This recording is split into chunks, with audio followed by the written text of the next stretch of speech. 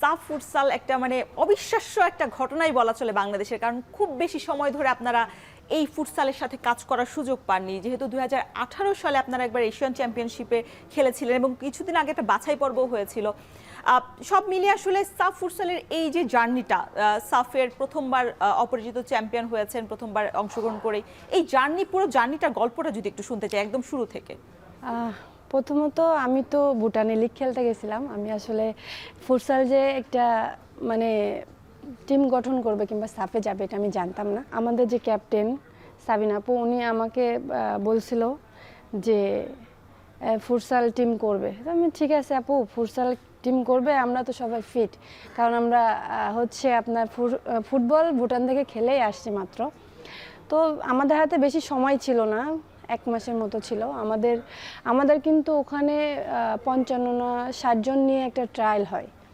তো তার ভিতরে আমরাও ট্রায়াল দিয়ে আমাদের কোচ আমাদেরকে সিলেকশন দেয়, আমাদেরকে টিমে নেয়।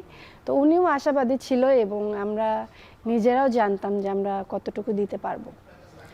সো আমাদেরও একটা কনফিডেন্স ছিল ওখান থেকেই আর কি। আর কোচ ওনারা অনেক ভালো, এবং একটা আছে না যে কিছু একটা হলে অনেকে বকা দেয় কিংবা কোনো কিছু, উনি মাশাআল্লাহ খুবই ভালো একজন মানুষ। কিছুটা সময় পর আবার দেখলাম আপনাদেরকে দেখা যাচ্ছে না বাসের কোথাও।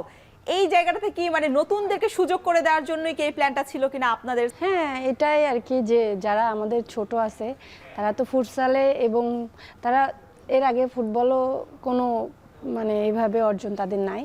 তো আমাদের একটা ছিল যে ওরা সামনে থাকুক, যেহেতু ওরা অনেক ছোট, একটা নতুন শিরোপা পেয়েছে প্রথম, তো আনন্দটা আসলে ওদের বেশি ছিল। যখন চ্যাম্পিয়ন হয়ে আমরা আশা করি যে আমাদের দেশের এর আগেও অনেকেই আমাদের অনেকভাবে হেল্প করছে।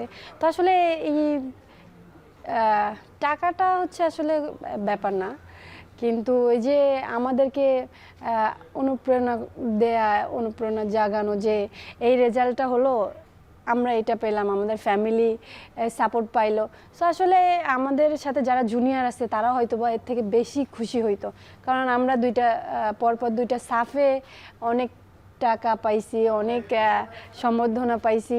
তো আসলে হয় কি যে আগ্রহটা বেড়ে যায়, এবং যারা এই টিমের ভিতরে নাই তারাও আসার চেষ্টা করে, তারাও হচ্ছে এই জায়গাটায় যে আমি মাসুরার জায়গায় খেলবো কিংবা সাবিনার জায়গায় খেলবো, কিংবা আমিও এই টিমে যাইতে চাই, এরকম কিছু চাই না। সবার তো স্বপ্ন থাকে।